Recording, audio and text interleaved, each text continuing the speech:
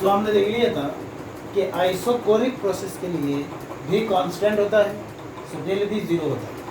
So W equals to minus P external into del भी, तो del भी अगर जीरो होगा तो डब्ल्यू जीरो होगा, तो डब्ल्यू जीरो होगा तो हमें पता है फर्स्ट ऑफ थर्मोडायनामिक्स से del equals to Q plus W, तो डब्ल्यू जीरो हो गया, तो del equals to Q at constant volume. तो क्यू एट कांस्टेंट वॉल्यूम इसका मतलब है heat at constant volume.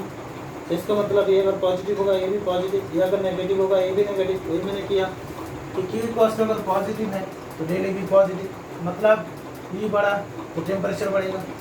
Heat absorb by system eight constant volume increases in internal energy and hence temperature also increase. यहाँ पे क्या हुआ, heat released by system eight constant volume decrease हुआ, इन internal energy decrease हुआ internal energy का, तो temperature भी decrease हुआ। क्लियर। अब हम देखेंगे एडियाबेटिक प्रोसेस के लिए। साइक्लिक प्रोसेस देख लिया, आइसोकोरिक देख लिया, है ना। अब हम देखेंगे जिसके लिए बोलो एडियाबेटिक प्रोसेस के लिए, उसके लिए क्या होगा वो भी देख लेते हैं, ठीक है ना। एडियाबेटिक प्रोसेस, एडियाबेटिक प्रोसेस, है ना। एडियाबेटिक प्रोसेस के लिए क्या होता है, क्यू जीरो होता है। क्या होता है बोला, क्यू जीरो होता है।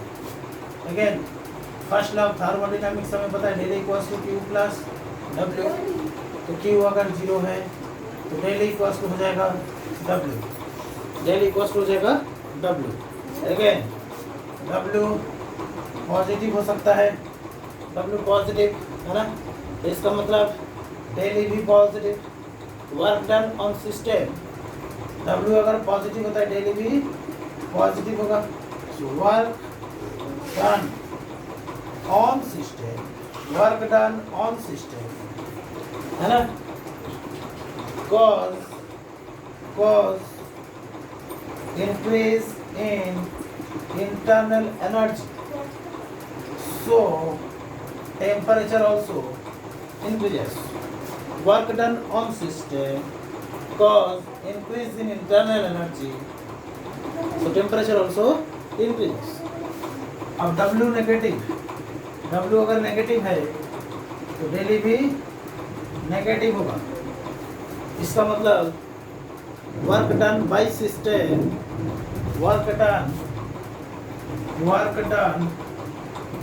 By system cause decreases in internal energy, so temperature also decreases. ठीक है इतना तो बहुत ही सिंपल केस है। फिर से एक बार बोल रहा हूँ, एडियाबेटिक प्रोसेस में हीट का कोई एक्सचेंज नहीं होता है, इसलिए Q इक्वल्स टू जीरो तो del equals to also zero, sorry del equals to Q plus W, Q zero तो डेल इक्वल्स टू डब्ल्यू, तो डब्ल्यू अगर पॉजिटिव है तो डेल भी पॉजिटिव, डब्ल्यू पॉजिटिव मतलब सिस्टम के ऊपर काम किया गया, work done on system cause increase in internal energy, so temperature increase. ठीक है इतना। और डब्ल्यू अगर नेगेटिव है तो डेल भी नेगेटिव होगा, work done by system cause decrease in internal energy, so temperature also decrease. Clear इतना, ओके।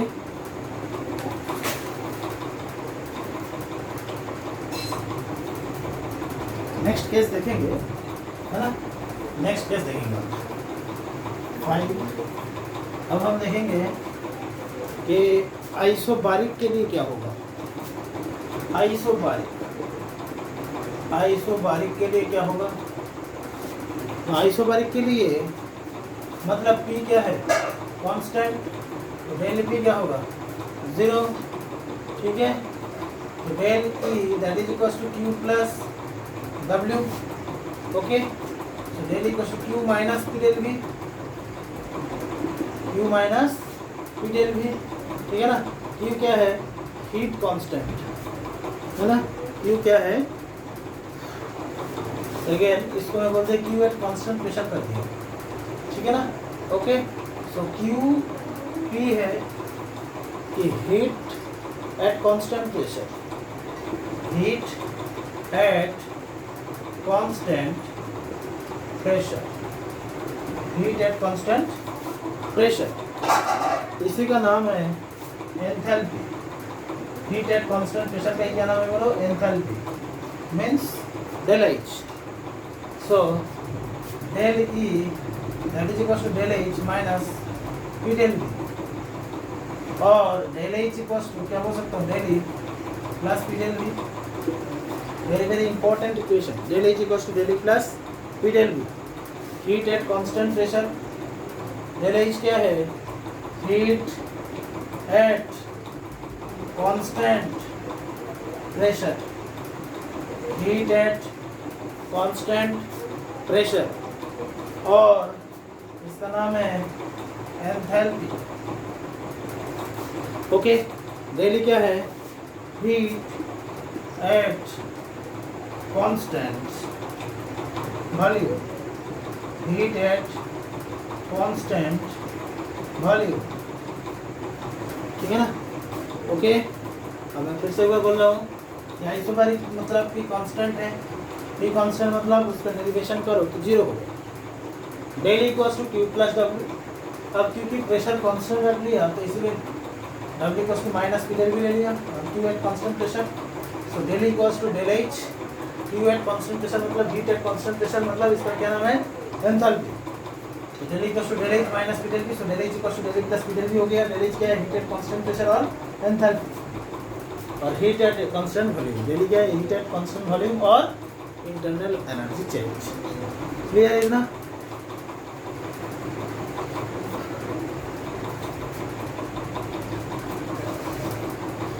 चलो, ये आइसोबैरिक प्रोसेस ये हो गया, ठीक है ना। So del H that is equal to del E plus P del B, बहुत ही खतरनाक बड़ा इक्वेशन है। ओके, चलो क्वेश्चन करते हैं। In an isothermal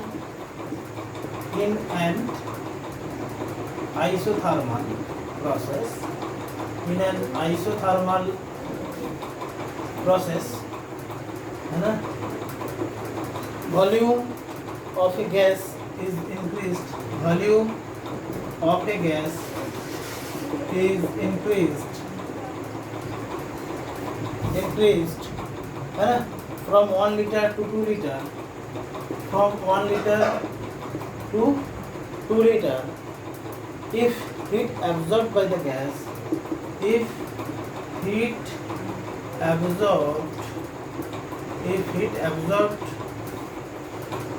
by the gas, if heat absorbed by the gas is 500 joule, है ना, then find change in internal energy, then find change in internal energy, okay, then find internal energy, माने calculate करो। Okay, तो क्या होगा, इन calorie, इससे क्या बोलो, in an isothermal process volume of A gas is increase from 1 liter to 2 liter if heat absorbed by the gas is 500 joule, then find change in internal energy in calorie। तो जो भी data है उसको लिखो, इसको solve कैसे करेंगे, धीरे धीरे करो। आइसोथर्मल बोला है तो T क्या है, कांस्टेंट, क्लियर हो गया। वॉल्यूम V1 कितना है, 1 लीटर, V2 कितना है, 2 लीटर, ठीक है। अच्छा, तो डेल V कितना हो जाएगा, V2 माइनस V1, इसका मतलब 2 माइनस 1 मतलब 1 लीटर, क्लियर। Q कितना, 500 जूल प्लस Q, क्योंकि हीट ने एब्जॉर्ब किया, हीट एब्जॉर्ब माने प्लस होता है, ओके। और इसका डेल ई कितना होगा, 0 होगा। कैसे पता, क्योंकि T कांस्टेंट है, तो डेल ई T के साथ डायरेक्ट रिलेशन है। T अगर कांस्टेंट है, डेल T 0, डेल T अगर 0 तो डेल ई भी 0। इसके बाद इंटरनल एनर्जी कितना होगा, बोलो 0, इंटरनल एनर्जी चेंज, ओके।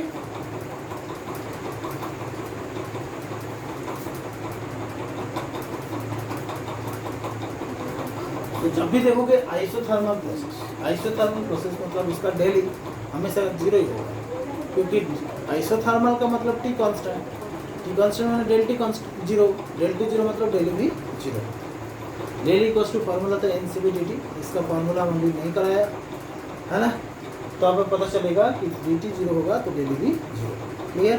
चलो एक क्वेश्चन देते हैं, नेक्स्ट क्वेश्चन और एक दे देते हैं ना। जैसे मैंने बोल दिया, मान लो कि heat absorb by gas, heat absorb by gas, heat absorb by gas at constant volume, at constant volume is 300 joule. Then which statement is correct? Then which statement is correct? कौन सा स्टेटमेंट करेक्ट है? First option दिया है Q plus W equals to 0, नहीं, first option दिया है del E equals to W equals to 0 and Q equals to 300 joule. Second option कुछ ऐसा दिया है del E equals to Q equals to 300 joule और W नॉट इक्वल्स टू 0। तीसरा option दिया है del E that is equals to minus Q that is equals to minus 300 joule और W equals to 0। और फोर्थ ऑप्शन दिया था कि del E equals to Q equals to 300 joule और W इक्वल्स टू 0। ये चार ऑप्शन दिया, करो कैसे होगा। अब ऐसा है, heat absorb by gas at constant value is 300 joule और इन व्हिच, तो व्हिच स्टेटमेंट करेक्ट है ना, heat absorb by gas at constant value से दिया है। अब कौन सा स्टेटमेंट है? तो हमें पता है Q at constant value that is equal to कितना, 300 जूल। ठीक है, तो वॉल्यूम अगर कांस्टेंट है तो डेल भी कितना होगा, 0 होगा। W कॉस्ट क्या होता है, माइनस पी डेल भी, जब डेल भी 0 है तो W भी 0 होगा। अब हमें पता है कि del equals to Q plus W, तो W तो 0 है और ये तो एब्जॉर्ब वाला तो प्लस 300 जूल हो जाएगा, तो डेल कितना होगा 300 जूल। तो इसका मतलब है यही क्या है Q, तो del E that is equals to Q that is equals to 300। Option कौन सा हो जाएगा, फोर्थ वाला, तो del E that is equals to Q that is equals to 300 joule.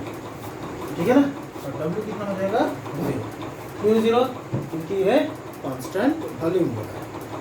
इतना क्लियर सबको?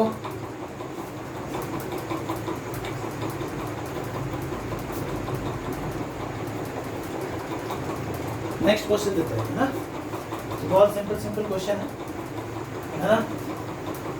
नेक्स्ट क्वेश्चन देते हैं। इस टॉपिक में ज़्यादा हम न्यूमेरिकल करेंगे, बहुत ज़्यादा। पहले शुरुआत में एकदम इजी कराऊंगा मैं क्वेश्चन, है ना। इन ए क्लोज्ड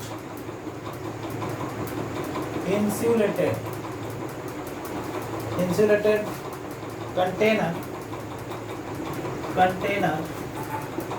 है ना, a liquid is stirred with a liquid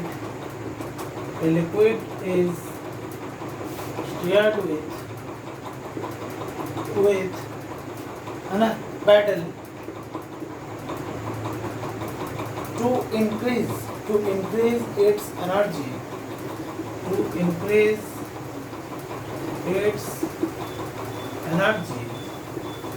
by 500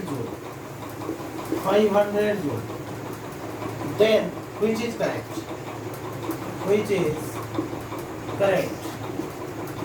first option दिया है del equals to 0, Q equals to 0, W equals to 0, सब 0। सेकेंड ऑप्शन दिया है del E equals to W not equals to 0 और Q equals to 0। Third option दिया है कि del E equals to Q not equals to 0 और यहाँ पे हो जाएगा डब्ल्यू इक्वल्स टू 0। और फोर्थ ऑप्शन दिया है del E equals to W equals to 0 और क्यू नॉट इक्वल्स टू 0। चलो क्वेश्चन सॉल्व करो। In a closed insulated container, a liquid is stirred with paddle. Paddle से स्टीयर किया गया, घुमाया गया to increase its energy by 500 joule. Then which is correct? इस option दिया है। क्लोज्ड कंटेनर इसका मतलब एडियाबेटिक है ना, तो आंसर प्रोसेस कौन सा? Adiabatic process.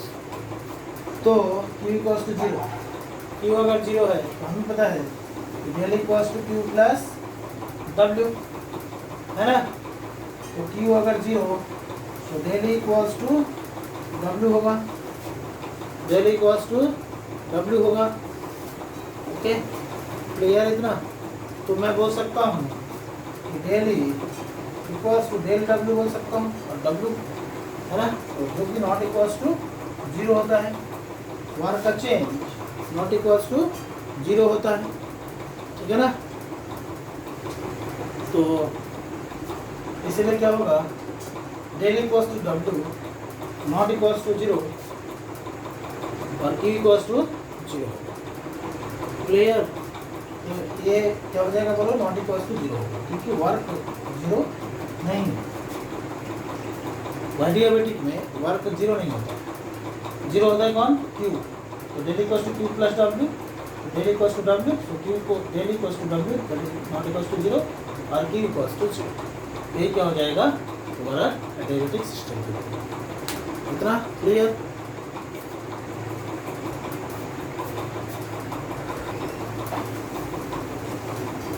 चलो कुछ नेक्स्ट क्वेश्चन करते हैं और एक क्वेश्चन कर लेते हैं।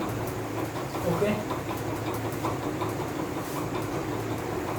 अब ऐसा है कि मान लो if heat absorbed, if heat है ना absorbed by system is, if heat absorbed by system is 400 joule, 400 joule, then find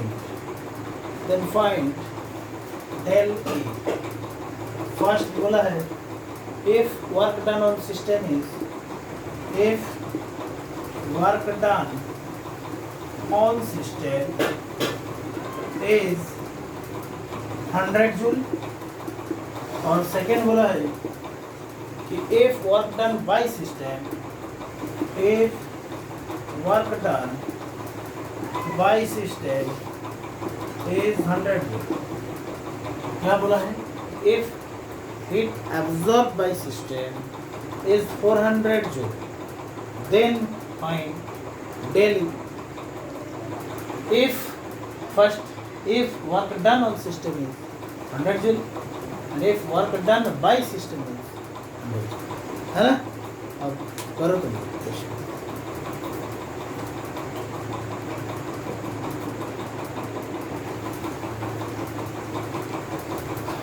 बहुत इजी है, देखो तो कैसे करना है। तो क्यू कितना बोल दिया? प्लस 400, क्योंकि एब्जॉर्ब 400 जो। अब फर्स्ट क्वेश्चन में बोला है वर्क डन ऑन सिस्टम, मतलब डब्ल्यू पॉजिटिव, तो W equals to plus 100 joule, so del equals to Q plus W. Q कितना? 400, 100, डेल कितना होगा? 500 जूल। सेकेंड बोला है वर्क डन बाय सिस्टम, माने डब्ल्यू माइनस 100 जूल, तो del E Q plus W है ना। 400 माइनस 100 मतलब 300 जूल। तो बहुत ही सिंपल क्वेश्चन है, समझ आएगी नहीं। यहाँ पे सिर्फ एक चेक कर रहा है क्वेश्चन में कि ये तुम्हें पता है कि नहीं कि हीट एब्जॉर्ब होता है तो प्लस होता है ना, वर्क डन ऑन सिस्टम होता है तो प्लस होता है, बाकी जो फॉर्मूला यहाँ पे वर्क डन बाई सिस्टम होता है तो नेगेटिव होता है, फिर उसके बाद फर्स्ट क्लियर। चलो नेक्स्ट क्वेश्चन देखते हैं, है ना।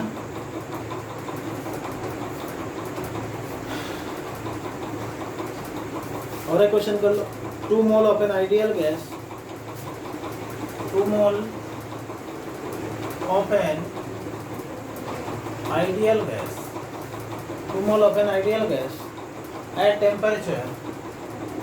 temperature 27 डिग्री सेल्सियस, है ना, and 2 atmosphere pressure, and 2 atmosphere pressure, and 2 atmosphere pressure is compressed to half, is compressed to half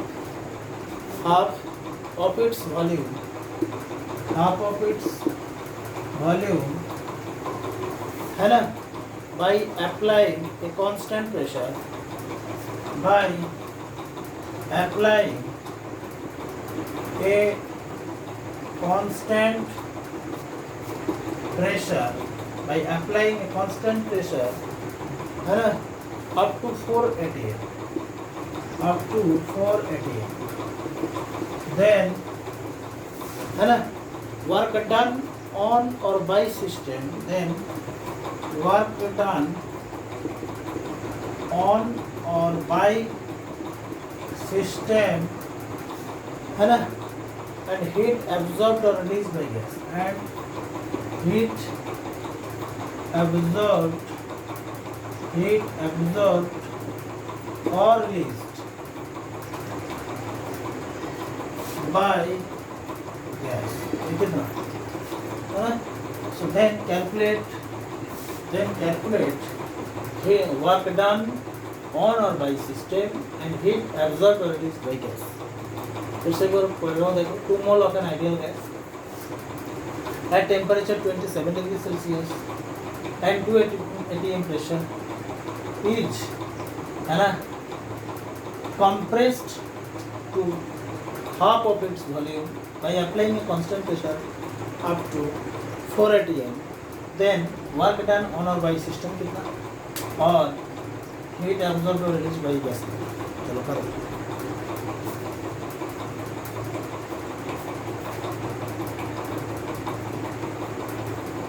ये चीज सबको क्लियर है। Question 2 mole of an ideal gas, है ना, टेम्परेचर 27 डिग्री सेल्सियस में था और प्रेशर था 2 atm, और मैंने उसको क्या किया, द्विगुना प्रेशर किया 4 atm, उससे क्या हो, उसका वॉल्यूम आधा हो गया। देन उसको वर्क डन कैसे ये करना है, तो अगेन हमें क्या करना है, PV = nRT।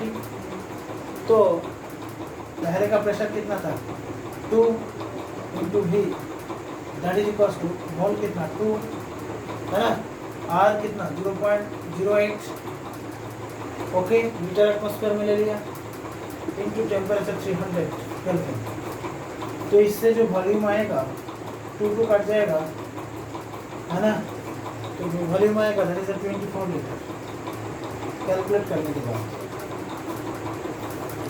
अब ऐसा है W = -P ले ली, है ना, माइनस, अभी कांस्टेंट प्रेशर किसमें किया 4, है ना, 4 करने से उसका जो वॉल्यूम हो गया वो आधा हो गया, तो V फाइनल कितना हो जाएगा 12 माइनस 24, इसका आधा हो जाएगा ना, V final minus V initial होता है -4 × -12, मतलब कितना होगा +48 litre atmosphere, +48 litre atmosphere.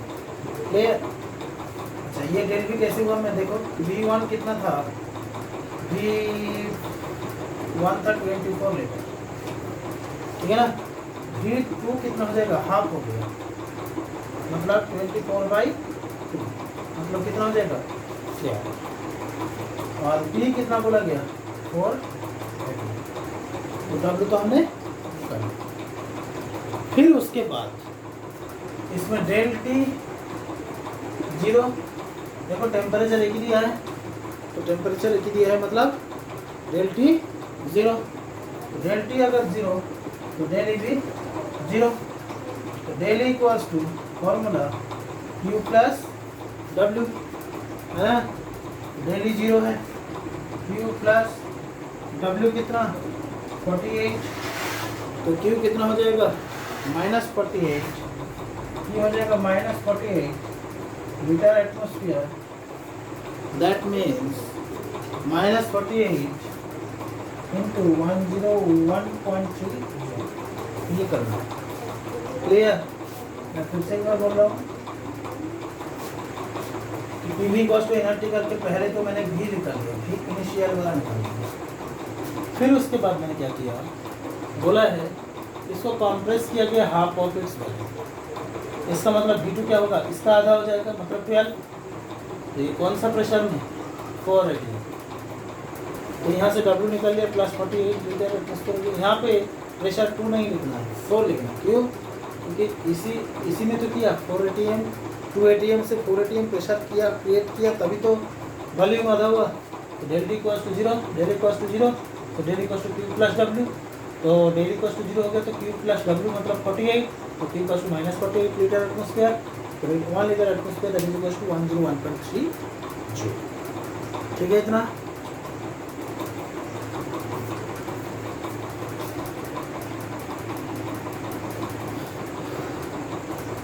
Okay, सो देखो ठीक से हमने जो देखा था कि पहले हमने क्या निकाल लिया, जो क्वेश्चन में डेटा दिया वो निकाल लेना है।